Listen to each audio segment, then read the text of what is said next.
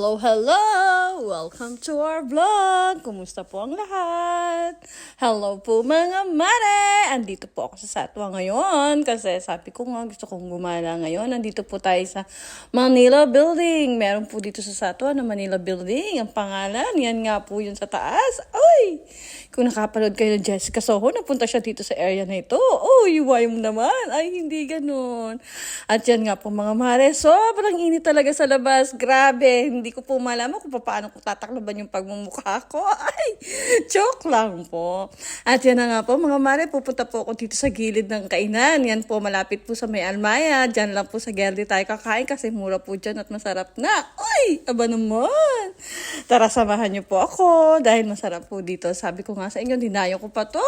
From DIP going to Satwa para naman matikman natin. Yan po yung Almaya na sinasabi ko. At yan, dyan po tayo kakain. Kasi way back po, mga 9 years ago, is dito po ako nakatira sa Satwa. Kaya gusto ko lagi pumunta dito. Ay, aba naman! At yes po mga mare, sabi ko nga sa inyo, masarap po naman ang pagkain talaga dito. Ayan, kita nyo na po yung chicken yan. Napakasarap po talaga.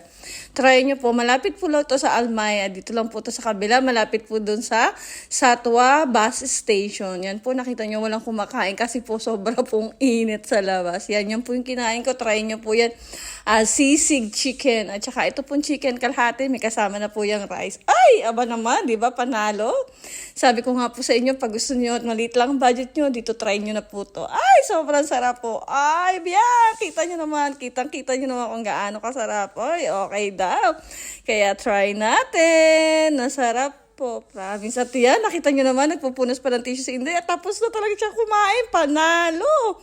Kaya lang po mga maris, sobrang init talaga. Sabi ko, hindi ko malaman kung paano ako pipikit sa sobrang init. Pero busog yan. Ay, gaba naman.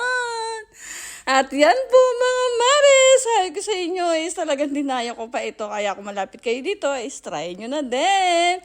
Ganyan lang po natatapos ang araw natin mga mare. Talagang is panalong araw na to. Wala nga po pala akong pasok dyan mga mare. Kaya yan, na-try. Gusto kong pumunta sa Satwa at Magala. Yan po si Marcova. At hanggang dito na lang. Sobrang thank you po sa araw na ito. At isang thank you Lord na naman po mga mare. Thank you so much sa panunood. Ingat po palagi. At dito na po nagtatapos ang ating vlog. Bye! Ang nakita ko ay makikita nyo. Bye po!